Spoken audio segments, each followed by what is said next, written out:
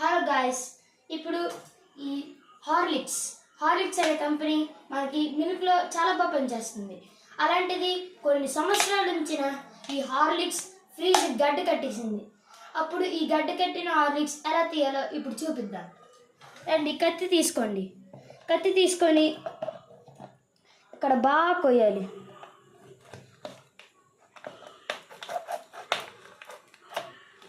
బాగా వస్తే ఇలా వస్తుంది.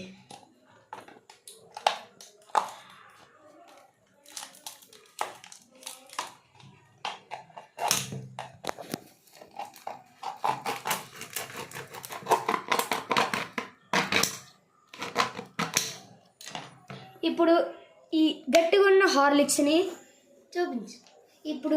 ఉన్న హార్లిక్స్ని సుత్తితో కొడితే ఇలా పెట్టి ఇలా కొడితే బయటకు వస్తుంది.